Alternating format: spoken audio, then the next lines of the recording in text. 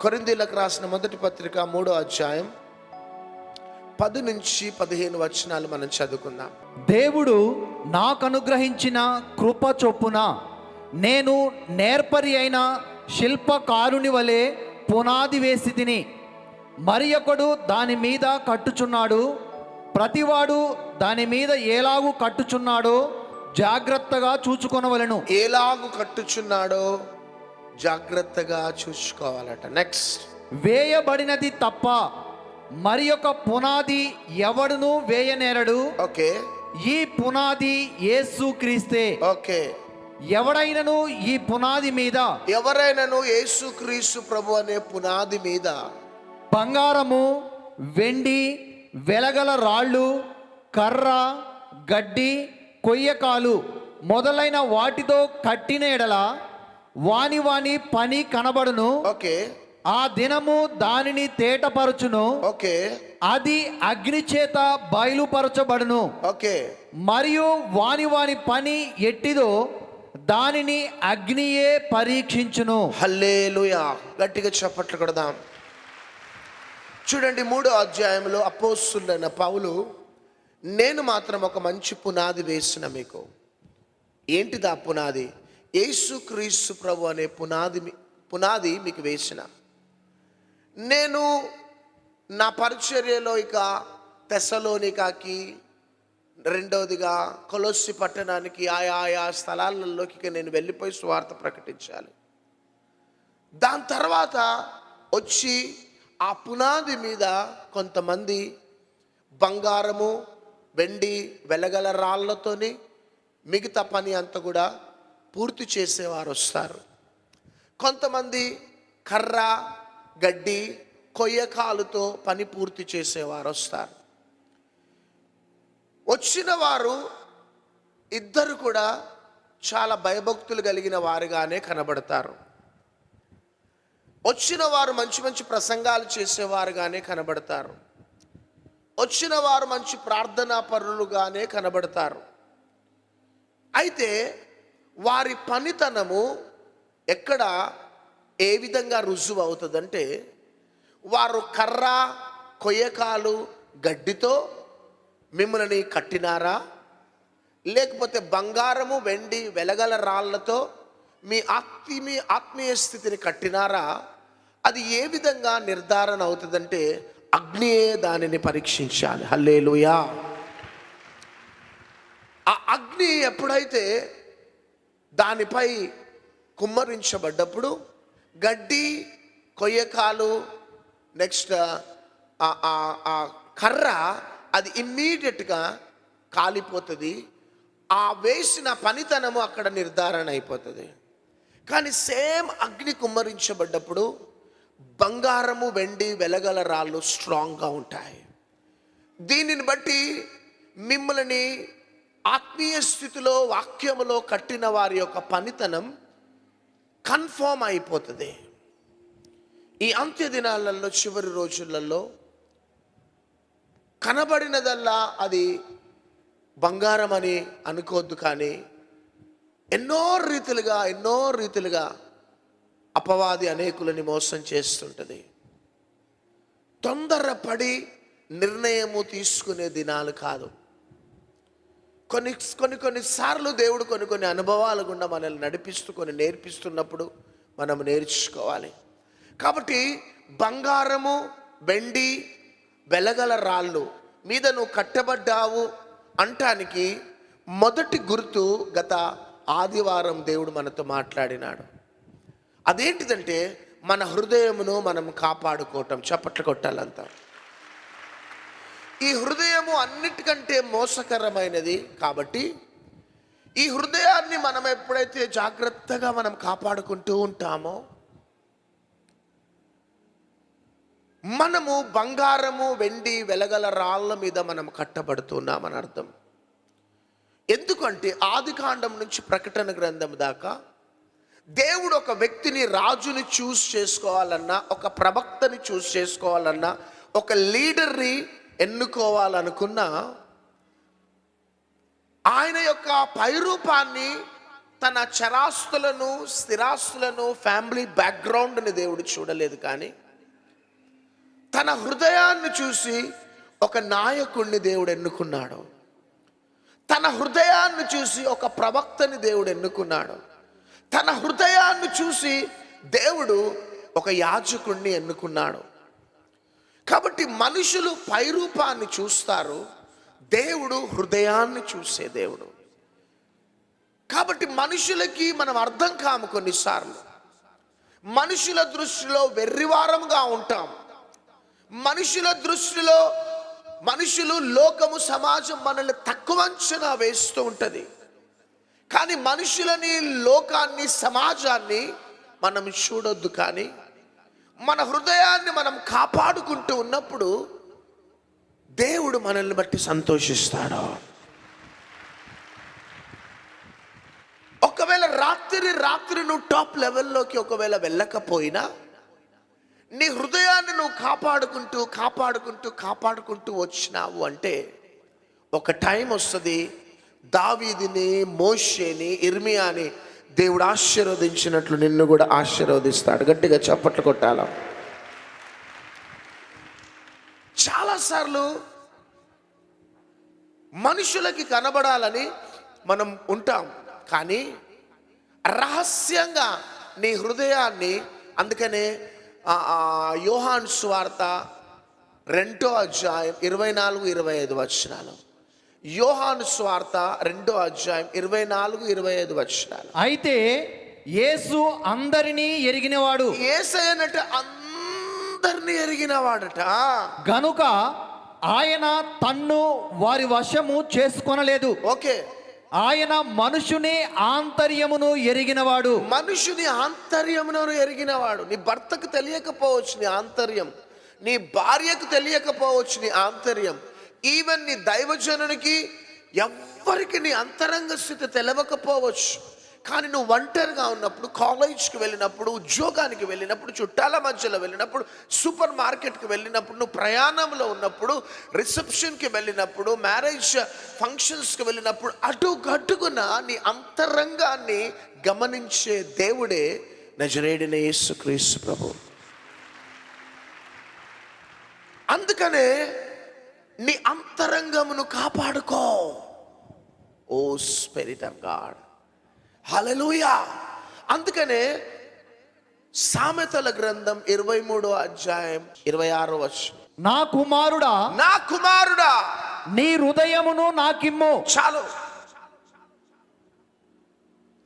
దేవుడు అంటున్నాడు, my son give me your heart, give your heart. నా కుమారుడా నీ హృదయమును నాకు ఇచ్చేసాయి. మన జీవితంలో ఒక ఉన్నత స్థాయిలోకి మనం వెళ్ళాలని చాలా మందికి ఆశ ఉంటుంది.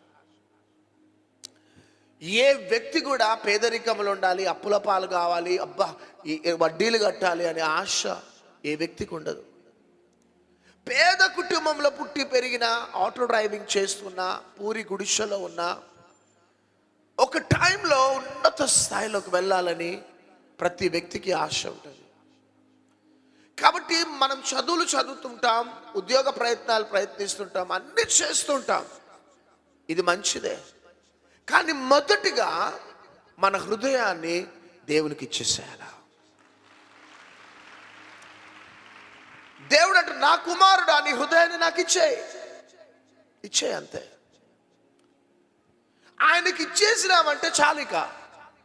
ఇక ఆయన మనల్ని ఎప్పుడు దీవించాలో, ఎలా దీవించాలో, ఎవరి ద్వారా దీవించాలో కంప్లీట్ ప్రాజెక్ట్ అంతా కూడా తన హ్యాండ్ ఓవర్ చేసుకుంటాడు అంతే.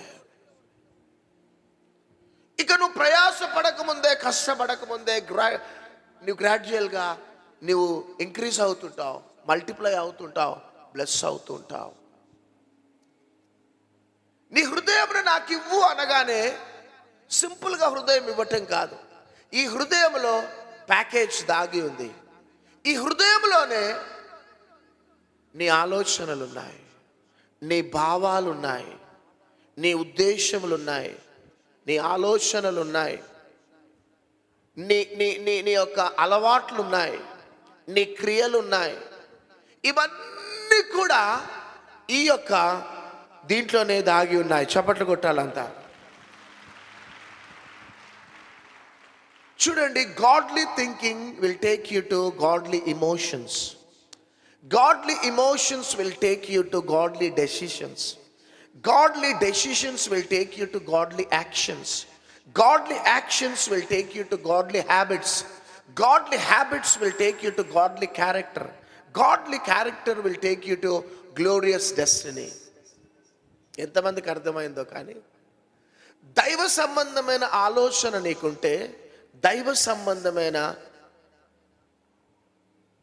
భావాలు నీకుంటాయి.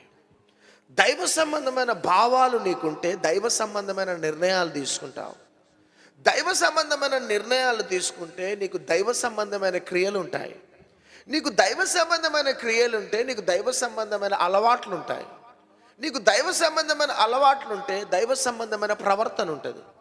దైవ సంబంధమైన ప్రవర్తన ఉంటే నీకు మహిమ కలిగిన గమ్యం ఉంటుంది. చప్పట్లు కొట్టాలా. అదేవిధంగా లోక సంబంధమైన ఆలోచనలు ఉంటే లోక సంబంధంగా నువ్వు స్పందిస్తావు. లోక సంబంధంగా నువ్వు స్పందిస్తే లోక సంబంధంగా నిర్ణయాలు తీసుకుంటావు. లోక సంబంధమైన నిర్ణయాలు తీసుకుంటే నీకు లోక సంబంధమైన క్రియలు ఉంటాయి. నీకు లోక సంబంధమైన క్రియలు ఉంటే నీకు లోక సంబంధమైన అలవాట్లు ఉంటాయి. నీకు లోక సంబంధమైన అలవాట్లు ఉంటే నీకు లోక సంబంధమైన ప్రవర్తన ఉంటుంది. నీకు లోక సంబంధమైన ప్రవర్తన ఉంటే నీకంటూ గమ్యం అనేది ఉండదు. దైవ సంబంధమైన ఆలోచనలు, లోక సంబంధమైన ఆలోచనలు వ్యత్యాసం ఇదే. కాబట్టి నా కుమారుడా, నీ హృదయాన్ని నాకు ఇచ్చేయి.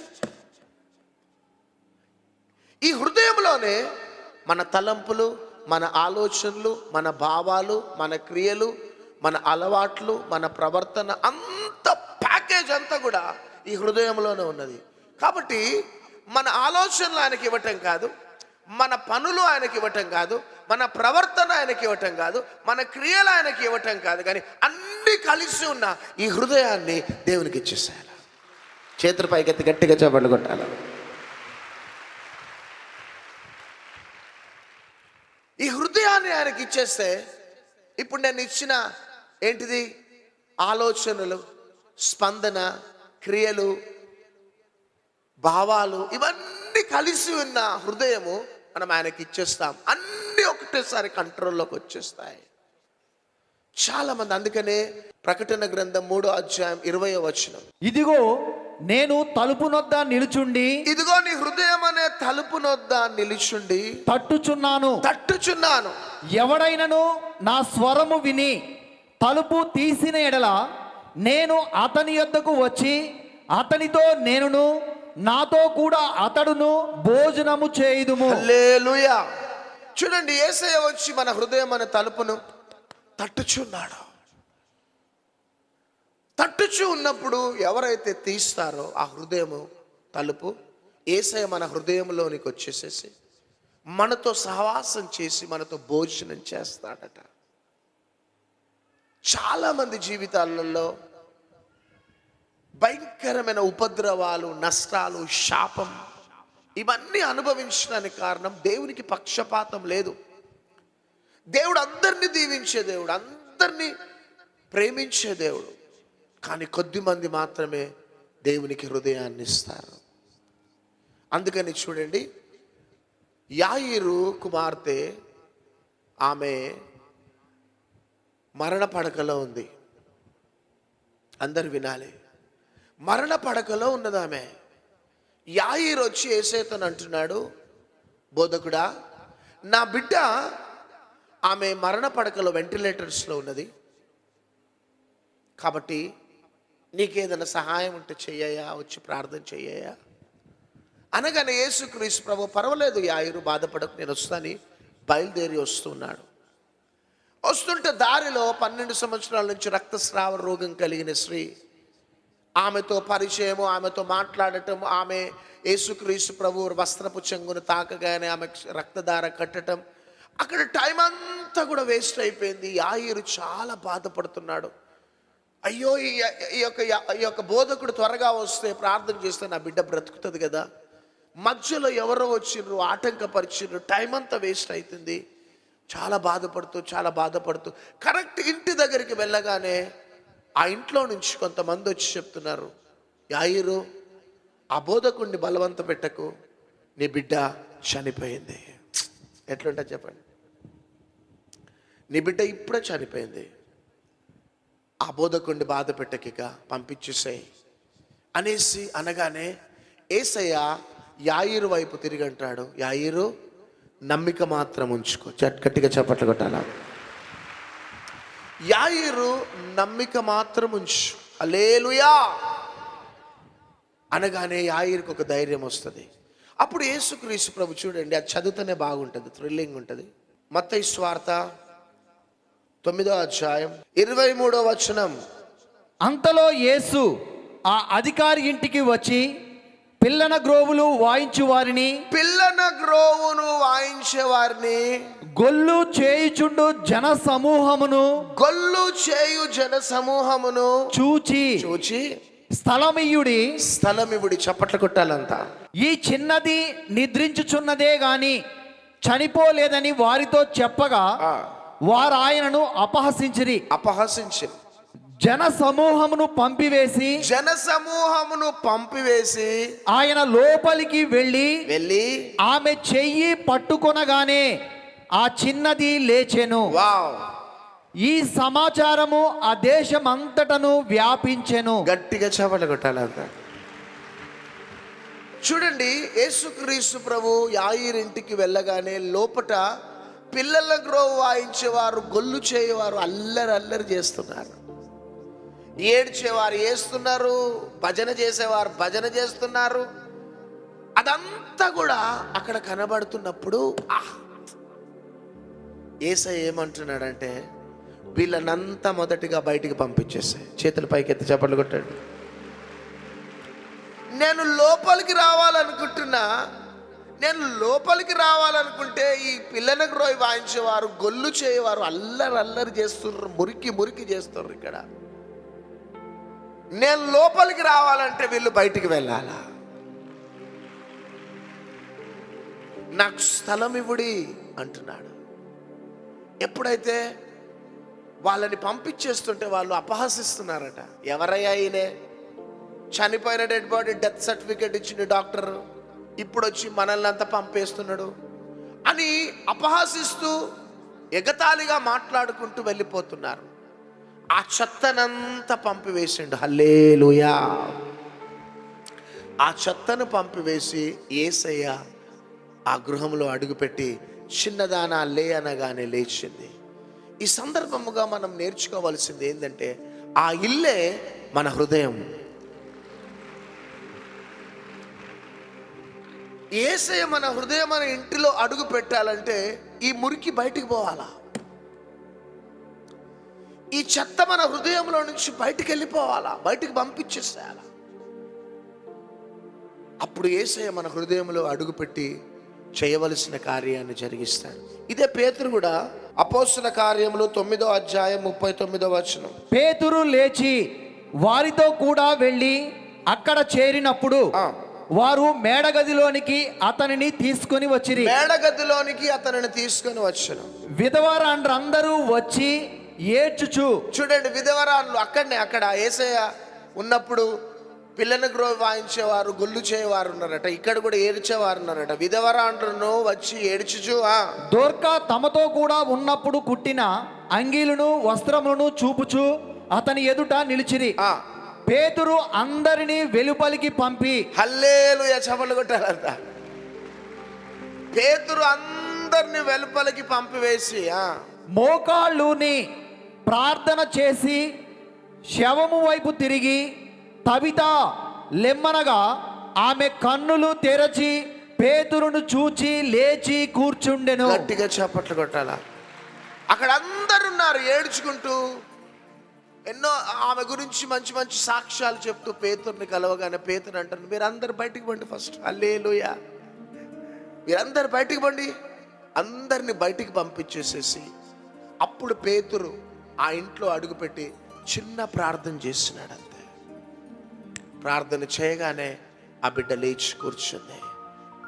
చూడండి, అక్కడ యేసయ్య స్థలం ఇవ్వుడి, నేను మీ గృహంలోకి రావాలనుకుంటున్నానని పంపివేసి పేతురు కూడా పంపివేసి అక్కడికి వెళ్ళి చిన్న ప్రార్థన చేయగానే అద్భుతమైన స్వస్థత జరిగింది. మన జీవితంలో కూడా ఎన్నడూ కూడా మర్చిపోవద్దు. అందుకని దేవుడు ఏమంటున్నాడంటే, నీ హృదయమును నాకు ఇచ్చేసే, అంతే, జస్ట్ ఇచ్చేసే, అంతే. ఇక నీకు అనవసరం, నేను చేయవలసిన పనులు నేను చేస్తాను. అందుకని హృదయము వ్యాధితో నిండిన కపట కేంద్రము, దానిని గ్రహించుట ఎవరి సాధ్యం? దానిని గ్రహించేవాడే నజరేయుడైన యేసుక్రీస్తు ప్రభు. గట్టిగా చప్పట్లు కొట్టాలంతా. ఇదొక్కటి మనం చేయాల బిడ్డ. మన హృదయాన్ని జాగ్రత్తగా కాపాడుకోవాలా, చాలా జాగ్రత్తగా. ఇది చాలా మోసకరమైనది, భయంకరమైన కరప్టెడ్ కేసు ఇది. అందుకని చూడండి, ఆదికాండం 6వ అధ్యాయం 5వ వచనం, నరుల చెడుతనము భూమి మీద గొప్పదనియు, నరుల చెడుతనము భూమి మీద గొప్పదనియు, వారి హృదయము యొక్క తలంపులలోని ఊహ అంతయు ఎల్లప్పుడూ కేవలము చెడ్డదనియు యెహోవా చూచి తాను. చూడండి,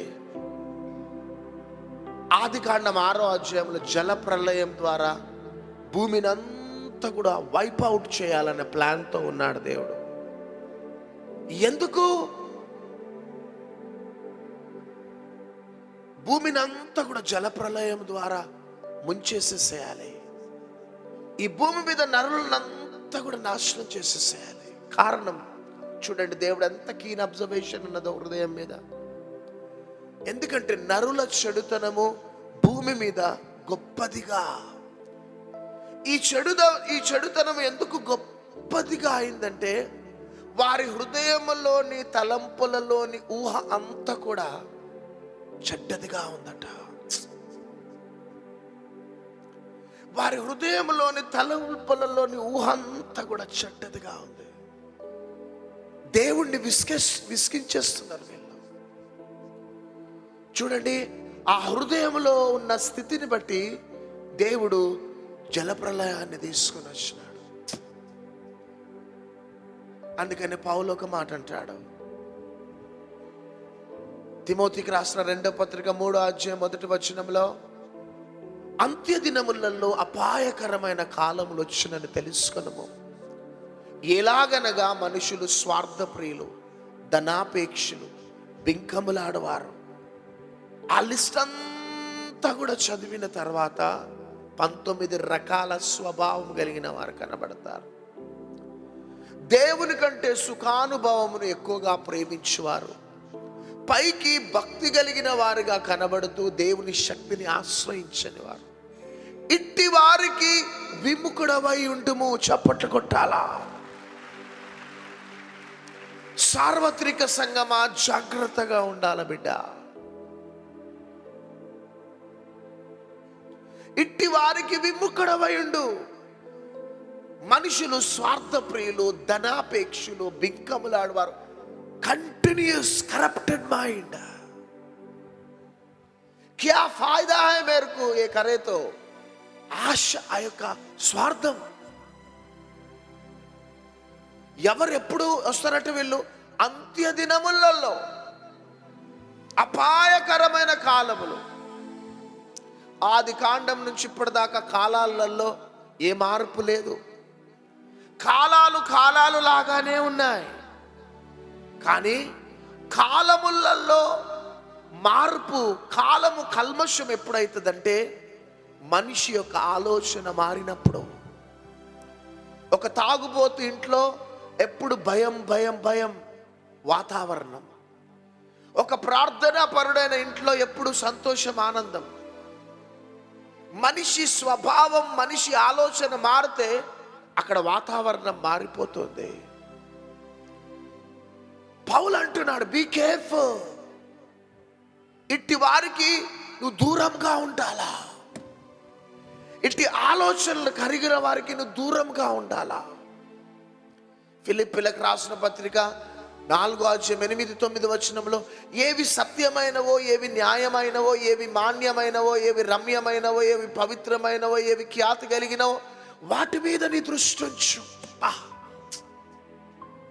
what is good, what is evil, ఏవి సత్యము ఆలోచించు, ఏవి న్యాయము ఆలోచించు, ఏవి ఖ్యాతి కలిగినవో, ఏవి రమ్యమైనవో, ఏవి పవిత్రమైనవో వాటి మీద మనం దృష్టి ఉంచాలా. ఈ సాఫ్ట్వేర్ కంపెనీ, ఈ సాఫ్ట్వేర్ యుగం వచ్చిన తర్వాత, ఈ హైటెక్ యుగం వచ్చిన తర్వాత ఈ లోకంలో ఉన్న వారు ఎట్లా బ్రతుకుతున్నారో it's none of our business. కానీ దేవుని బిడ్డగా నీ ఆలోచనలు ఏ విధంగా మారుతున్నాయి, నీ తలంపులు ఏ విధంగా మారుతున్నాయి. నోవాహు కాలంలో జలప్రలయం రావటానికి just by their thinking, that's all. వారి ఆలోచనను బట్టి దేవుడు బిసికిపోయినాడు. ఈ అంత్య దినాలలో మన ఆలోచనను బట్టి మన గమ్యం ఆధారపడి ఉంది. మన తలంపులను బట్టి మన గమ్యం ఆధారపడి ఉంది. వీటిని మనం కాపాడుకోకపోతే, temptation is not a sin, saying yes to temptation is a sin. శోధన అందరికీ వస్తుంది. ప్రపంచంలో పుట్టిన ప్రతి మనిషికి శోధనలు వస్తాయి. శోధనలు రాని వారు ఎవరు లేరు. Temptations will come. దురాశ గర్భమును ధరించి పాపమును కనును, పాపము పరిపక్వమై మరణాన్ని కంటదట. దురాశ ఆలోచన, ఆశ వేరు, దురాశ వేరు. ఆశ ఉండటం సంతోషమే, అందరికీ ఆశ ఉంటుంది. నేను గొప్పవాడిని కావాలా, ఉన్నత స్థాయిలోకి వెళ్ళాలా, ఆశ మంచిదే. కానీ ఆ ఆశ దురాశ కావద్దు. నీలో దురాశ వచ్చింది అంటే, స్వభావం వచ్చిందంటే, దురాశ గర్భమును ధరించి పాపమును కంటదట. ఆ పాపము పరిపక్వమై మరణాన్ని కంటదట. చూడండి, పోతిఫర్ భార్య యోసేపుని శోధిస్తుంది. శోధిస్తున్నప్పుడు యోసేపు, నేను ఇంత భయంకరమైన ఘోరం పాపం చెయ్య madam, please leave me alone అని తాను తన ఆలోచనలు మారుతూ ఉన్నప్పుడు, తన ఆలోచనల్ని అపవాది వచ్చి శోధిస్తున్నప్పుడు తాను దేవుని బిడ్డ అని గ్రహించి ఆ శోధన నుంచి తప్పించుకొని పారిపోయినాడు. దానియేలు దగ్గరికి నెబుకద్నెజర్ యొక్క అన్న పానీయాలు, చాలా డెలీషియస్ భోజనాలు వచ్చినప్పుడు, ఈ భోజనాలు నేను తినకుండా జాగ్రత్త పడాలని గ్రహించినాడట, ఆలోచించినాడు. నేను దేవుని బిడ్డ, దేవుని రక్తంలో కడగబడిన బిడ్డని నేను. ఈ నెబుకద్నెజర్ అన్య రాజు యొక్క భోజనాలు తినటం ఏంటిది, ఆ పానీయాలు తాగటం ఏంటిది? నేను దేవుని బిడ్డను, నాకంటూ కొన్ని నియమ నిబంధనలు ఉన్నాయి అని ఆ భోజనము, ఆ పానీయము తాగకుండా జాగ్రత్త పడటానికి గ్రహించినాడట. సేమ్ యోసేపుకి జరిగినట్టే దానియేలుకి జరిగింది. దావీదుని దేవుడు ఉన్నత స్థాయిలోకి లేపుకున్నాడు. కానీ దావీదు ఒక లేడీతో పొరపాటు చేస్తాడు. రహస్యంగా ఫ్రంట్ లైన్ బ్యాటిల్ ఫీల్డ్లో తన భర్తని అపాయింట్ చేసేసి రాజకీయాన్ని ప్రయోగించి ఫినిష్ చేసేస్తాడు. తన భార్యను తెచ్చి ఇంట్లో పెట్టుకుంటాడు. ఎంత భయంకరమైన పొరపాటు. అప్పుడు నాతాను ప్రవక్తను దేవుడు పంపిస్తాడు. పంపించి, దావీదు చూడు ఎంత భయంకరమైన పని చేసిండు.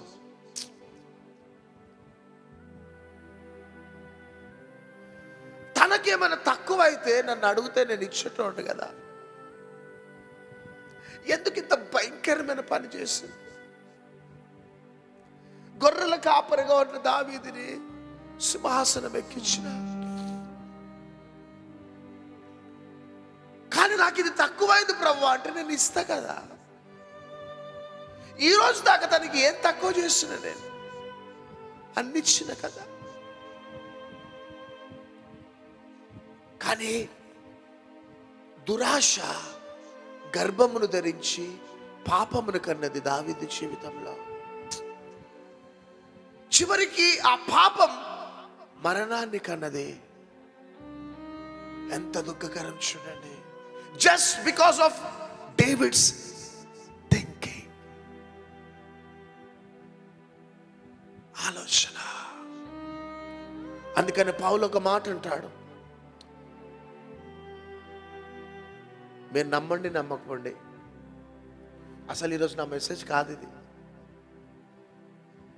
అసలు ఎంటీగా నిలబడ్డ ఎట్లా వెళ్ళిపోతుంది చూడండి. అసలు this is not my message today. ఇంకొక పాయింట్లోకి వెళ్దాం అనుకుని అట్లా ఆపేసిండు దేవుడు. దావీదు చూడండి, దావీదుకి అన్ని ఇచ్చిండు దేవుడు, ఏం తక్కువ చేయలే. అందుకని చాలా భయం అవుతుంది. దీవెనలుంటే ఒకటి, లేకపోతే ఒకటి. ఆశీర్వాదాలుంటే ఒకటి, ఏమి లేకపోతే ఒకటి. పేదరికములుంటే ఎప్పుడు కూడా పేదరికమే. కానీ దేవుడు కొన్నిసార్లు ఉన్నత స్థాయిలోకి తీసుకుని వెళ్తాడు. అది కూడా ప్రమాదమే, మనం జాగ్రత్తగా మన తలంపులను కాపాడుకోకపోతే. లూసిఫర్, సాతాను దేవుని దగ్గర ఒక ప్రధాన దూత. మికాయేల్, గాబ్రియేల్, లూసిఫర్, ప్రధాన దూత. గాబ్రియేల్ ఏమో ఇన్ఫర్మేషన్ డిపార్ట్మెంట్, మికాయేల్ ఏమో యుద్ధం చేసే డిపార్ట్మెంట్, లూసిఫర్ డిపార్ట్మెంట్ ఏంటిదో తెలుసా? సాతాను డిపార్ట్మెంట్.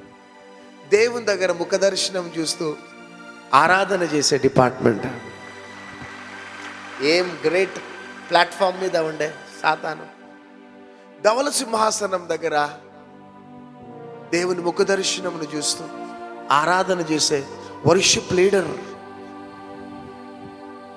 ఎంత ఉన్నతమైన ఆధిక్యత చూడండి లూసిఫర్ది. తాను అందుకనే మ్యూజిక్ ప్రపంచాన్ని వాడు మ్యూజిక్ ద్వారానే అట్రాక్ట్ చేసుకుంటాడు. ఇప్పుడు ఎవరినైనా చూడండి మ్యూజిక్ ద్వారానే అట్రాక్ట్ చేసుకుంటాడు. వాడు మంచి వర్షిప్ లీడర్. వాడు దేవుని దగ్గర తాను దూతలతో దేవుణ్ణి ఆరాధిస్తూ గణపరుస్తుంటే అందరూ పరవశం అయిపోయేవారట. చాలా అందంగా ఉండనట. చదువుతారా? ఎహెచ్కేల్ గ్రంథం 28వ అధ్యాయం 13వ వచనం నుంచి. దేవుని తోటయగు ఏదెనులో నీవుంటివి. ఎవరుంటివి? చేపైకెత్తి చెప్పండి. ఎవరు? సాతానని చెప్పండి. లూసిఫర్. మాణిక్యము, గోమేధికము, సూర్యకాంతమని, రక్తవర్ణపు రాయి, సులిమాని రాయి, మకరతము, నీలము, పద్మరాగము, మాణిక్యము అను అమూల్య రత్నములతోనూ బంగారముతోనూ నీవు అలంకరింపబడి ఉన్నావు. ఎవరు అలంకరింపబడ్డారు? సాతానా. నీవు నియమింపబడిన దినమున పిల్లన గ్రోవులు వాయించువారును. పిల్లన గ్రోవ్ అంటే వాయిద్యాలు వాయించేవారు. ఎవరు? నీకు సిద్ధమైరి. అభిషేకము నొందిన కెరూబువై. ఎవరు? ఇప్పుడు దానికి వచ్చారు. యొక్క ఆశ్రయముగా నీవుంటివి. ఎవరు? అందుకే నేను నిన్ను నియమించితిని. ఎవరిని? రైట్. దేవునికి ప్రతిష్ఠింపబడిన పర్వతము మీద నీవుంటివి. కాలుచున్న రాళ్ల మధ్యను నీవు సంచరించుచుంటివి. నీవు నియమింపబడిన దినము మొదలుకొని పాపము నీయందు కనబడు వరకు. అబ్బా చూడండి, పాపం లేదు వానికి. ఎవరికి? గట్టిగా లేదు, వాళ్ళలో పాపం లేదు.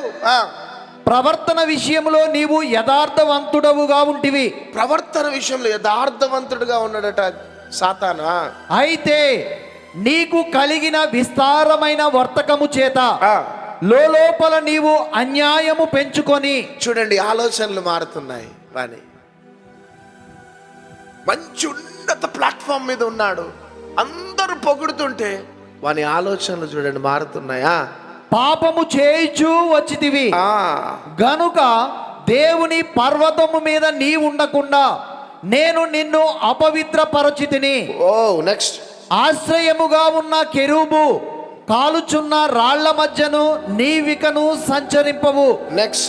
నిన్ను నాశనము చేసి తిని 17వ వచనం నీ సౌందర్యము చూచుకొని. చూడండి ఎంత అందంగా ఉండే సౌందర్యము చూసుకొని నీవు గర్వించిన వాడవై. గర్వము ఎట్లొచ్చింది? ఆలోచన, గర్వమా. నీ తేజస్సు చూచుకొని నీ జ్ఞానమును చెరుపుకొంటివి. కావున నేను నిన్ను నేలను పడవేసేదను. చూడండి ఎంత ఉన్నత స్థాయిలో ఉన్న ఆ యొక్క సాతాను లూసిఫర్ ఆలోచన మారగానే దెబ్బపడిపోయింది. చివరికి భయంకరంగా నాశనం అయిపోతాడు. చదువుదాం యెషయా గ్రంథం 14వ అధ్యాయం 12వ వచనం. తేజో నక్షత్రమా, వేకువ చుక్క, నీ వెట్లు ఆకాశము నుండి పడితివి. ఎవరు? జనములను పడగొట్టిన నీవు నేల మట్టము వరకు ఎట్లు నరకబడితివి. నేను ఆకాశమునకు ఎక్కిపోయేదను. ఆకాశమునకు ఎక్కిపోయేదను. దాని ఆలోచనలు చూడండి. దేవుని దగ్గర దూతగా ఉండవలసిన ఇది తన ఆలోచన, నేను దేవుని కంటే ఉన్నత స్థాయిలోకి నేను ఎక్కిపోతా. దేవుని నక్షత్రములకు పైగా నా సింహాసనమును హెచ్చింతును. ఉత్తర దిక్కుననున్న సభా పర్వతము మీద కూర్చుందును. మేఘ మండలముల మీదికి ఎక్కుదును. చూడండి దీని ఆలోచనలు ఎట్లా మారిపోతున్నాయా. మహోన్నతునితో నన్ను సమానునిగా చేసుకొందును అని నీవు మనస్సులో అనుకొంటివి కదా. ఇక్కడ అనండి, ఇట్లా అనండి. ఇప్పుడు దేంట్లో మనస్సులో ఆలోచించిండట. నీవు పాతాళమునకు నరకములో ఒక మూలకు త్రోయబడితివే. చాలు చూడండి, జస్ట్ ఆలోచనలో లూసిఫర్ని పడదోసినాయి. అందుకని ఆదికాండం మొదటి 2 వచనాలలో, అది 2 వచనాలు చదువుతాం కానీ మొదటికి 2 వచనాలకు మధ్యలో గ్యాప్ థియరీ అని ఉంటుంది. ఏ theory? Gap theory, GAPE, gap theory. ఈ 2 మొదటి ఆదికాండం 1వ అధ్యాయం 1వ వచనం 2వ వచనం మధ్యలోనే ఇది జరిగింది. ఏది జరిగింది? ఇప్పుడు జరిగింది, ఇప్పుడు చదువుకున్నది. అందుకనే చీకటి అగాధ జలములపై కమ్మి ఉండను, అంటే సాతాను పడద్రోయబడ్డాడు. ఇది ఒక పెద్ద సిలబస్. అది దీంట్లో మనం వెళ్ళొద్దు. కానీ వాడు సాతాను పడద్రోయబడటానికి కారణం చెప్పాలంతా నెత్తి మీద చేయబెట్టుకోండి. ఏంటిది? ఆలోచన. గర్వపడ్డాడు. అందుకని దావీదుతో నాతాను వెళ్ళంటాడు, నీకు ఏమైనా తక్కువైతే అడిగితే దేవుడు ఇచ్చేటోడు కదా, ఎందుకు ఇంత భయంకరమైన పని చేసినావు డేవిడ్? దురాశ. లూసిఫర్ కూడా చూడండి దురాశ. మంచి ప్లేస్లో ఉన్నాడు కానీ దేవుని కంటే మహోన్నతునితో సమానముగా ఎంచుకున్నాడు. నేను ఉన్నత టాప్ లెవెల్లోకి వెళ్ళిపోవాలని. ఎప్పుడైతే ప్రారంభంలో చాలా యథార్థవంతుడు, పాపము లేనివాడు.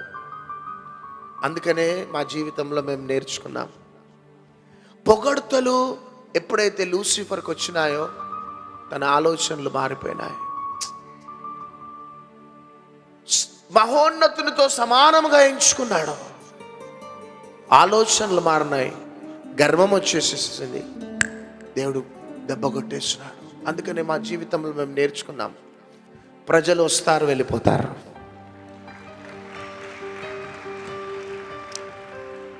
స్టేడియంస్ నిండిపోతాయి, ఖాళీ అవుతాయి. చేతులు పైకెత్తి చప్పట్లు కొట్టాలా. పాస్టర్ ప్రవీణ్, సిస్టర్ షారోన్ గారు, you are great, Calvary ministers great అంటారు. వస్తాయి వెళ్ళిపోతాయి, భూములు వస్తాయి వెళ్ళిపోతాయి, ఇట్లాంటి మందిరాలు వస్తాయి వెళ్ళిపోతాయి. కానీ మా జీవితంలో మేము నేర్చుకున్నది, ఇవన్నిటికంటే మాకు యేసయ్య కావాలా. ఇవన్నీ ఉంటాయి వెళ్ళిపోతాయి, మనల్ని పరలోకం చేర్చేది యేసయ్య మాత్రమే. అందుకనే ఎందుకు మేము పరిగెత్తుకుంటూ ఇక్కడికి వస్తామంటే మా పాత స్థితి మేము మర్చిపోం. పచ్చడి మెతుకులు, నీళ్ళ సాంబార్ మర్చిపోం. మేము దేవునికి యథార్థంగా ఉన్నామా లేదా? చాలా గర్వం, చాలా danger. Oh great, I'm somebody, yes I'm somebody. అహం సెల్ఫ్ ఈగో ఫీలింగ్ వచ్చేసినట్టు అవుట్. నీ చెట్లకి చెదలబడుతున్నాయి, నీ కిటికీలకి చెదలబడుతున్నాయి. That's all. అది రాకుండా మేము చాలా జాగ్రత్త పడతాం. ఎవ్వరు మమ్మల్ని పొగిడినా జస్ట్ థ్యాంక్ యూ వెళ్ళిపోతాం అంతే. ఎందుకంటే తలంపులు మారినాయంటే దేవుని యొక్క కృప దూరం అయిపోతుంది. దావీదు జీవితంలో అదే జరిగింది. దావీదా, నువ్వు అడిగితే నేను ఇచ్చేటోడిని కదా బిడ్డ, ఎందుకు ఆ దురాశను తెచ్చుకున్నావు? ఇంకొక లేడీ ఎందుకు కావాల్సి వచ్చింది నీకు? పాపం తర్వాత మరణం, చివరికి కుప్ప కూలిపోయినాడు దావీదు. అందుకని 51 కీర్తన రాస్తాం. కానీ థ్యాంక్ గాడ్, దావీదు యొక్క పశ్చాత్తాప ప్రార్థన మరలా కోల్పోయినాయి దావీదుకి దేవుడు అనుగ్రహించినాడు. కాబట్టి బంగారము, వెండి, వెలగల రాళ్ళు ఇదొక అనుభవం. కర్ర, గడ్డి, కొయ్యకాలు ఒక అనుభవం. ఈ బంగారం మీద, వెండి మీద, వెలగల రాళ్ళ మీద కట్టుకునే అనుభవమే హృదయాన్ని కాపాడుకునే అనుభవం. హృదయాన్ని జాగ్రత్తగా కాపాడుకుందాం, ఇది మోసకరమైనది. అందుకని దేవుడు అంటున్నాడు, నీ హృదయాన్ని నాకు ఇచ్చేసాయి. జస్ట్ ఆయనకి ఇచ్చేస్తే చాలు. లోపట ఆలోచనలు, తలంపులు, భావాలు, స్పందన, క్రియలు, అలవాట్లు, ప్రవర్తన అంతా కంట్రోల్లోకి వచ్చేస్తుంది అంతే. నీ హృదయాన్ని ఇవ్వకపోతే, ఇది కాకపోతే అది డీవియేట్ అవుతుంటుంది. అందుకనే మనం బండ మీద కట్టబడిన పునాది ఎవరంటే నజరేయుడైన యేసుక్రీస్తు ప్రభు. ఆ పునాది మీద మనం కట్టబడాలి అంటే మనం గడ్డి, కొయ్యకాలు లేకపోతే కర్రతో కాదు. అగ్ని పరీక్షించినప్పుడు ఈ బంగారం, ఈ వెండి, ఈ విలువైన ఈ వెలగల రాళ్ళు మాత్రం స్ట్రాంగ్గా ఉంటాయి. క్రీస్తు రాకడ దాకా కూడా మనల్ని బలంగా ఉంచగలుగుతాయి. కాబట్టి ఈరోజు ఈ వర్తమానం వింటున్న సహోదరి, సహోదరుడా, ఒకవేళ క్రొత్తగా వచ్చినావేమో ప్రభు నీతో మాట్లాడుతున్నాడు. ఒకవేళ నీవు క్రైస్తవుడిగా ఉంటూ ఎన్నోసార్లు నీ తలంపులు, క్రియలు, మాటలు, చూపుల ద్వారా నీ ఆలోచనలు మారుతూ ఉన్నాయేమో ప్రభు నీతో మాట్లాడుతున్నాడు. అడుగడుగున నీ తలంపులను, నీ ఆలోచనలు కాపాడుకుంటూ వస్తున్నామేమో, జాగ్రత్తగా కాపాడుకో. ఓ సకల. అందుకనే పౌలు ఒక మాట అంటాడు, కొరింథీయులకు రాసిన 2వ పత్రిక 10వ అధ్యాయం 4వ వచనం అనుకుంటా. ఈ మాట చదువుకొని మనం క్లోజ్ చేసుకుందాం. కొరింథీయులకు రాసిన 2వ పత్రిక 10వ అధ్యాయం 4వ వచనం. మా యుద్ధోపకరణములు శరీర సంబంధమైనవి కావు గాని దేవుని ఎదుట దుర్గములను పడద్రోయ జాలినంత బలము కలవై ఉన్నవి. ఓకే, మేము వితర్కములను, వినండి, మేము వితర్కములను, దేవుని గూర్చిన జ్ఞానమును అడ్డగించు ప్రతి ఆటంకమును పడద్రోసి ప్రతి ఆలోచనను. ఒక్క నిమిషం, ఎన్ని ఆలోచనలు? చేయి పైకి చెప్పాలి. ప్రతి ఆలోచన ఎంత సీరియస్గా తీసుకుంటున్నాడు చూడండి పౌలు. ప్రతి ఆలోచన క్రీస్తుకు లోబడునట్లు చెరపట్టి మీ సంపూర్ణ విధేయతను కనుపరిచినప్పుడు సమస్తమైన అవిధేయతకు ప్రతిదండన చేయ సిద్ధపడి ఉన్నాము. ప్రతి ఆలోచన క్రీస్తుకు లోబడేటట్టు. ప్రతి ఆలోచన వాక్యానుసారంగా ఉన్నదా లేదా?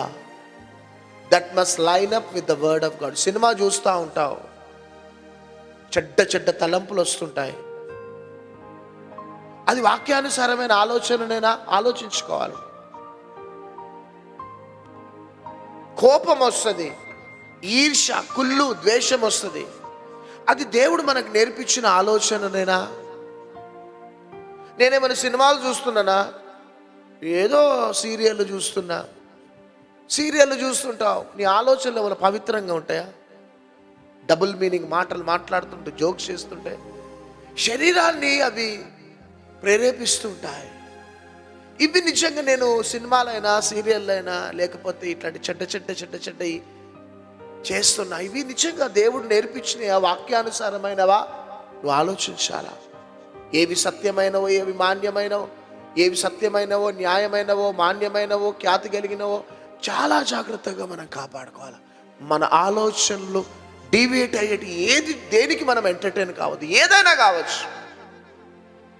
కొన్నిసార్లు చుట్టాలు వచ్చినప్పుడు చుట్టాలతో ఉండొద్దని కాదు, ఉండాలా. కానీ కొన్నిసార్లు అనవసరమైన జోక్స్ కానీ, శరీరానికి సంబంధించిన జోక్స్ కానీ ఇట్లాంటివి అంటే జస్ట్ వి మస్ట్ స్కిప్, బయటకు వచ్చేసేయాలి అంతే.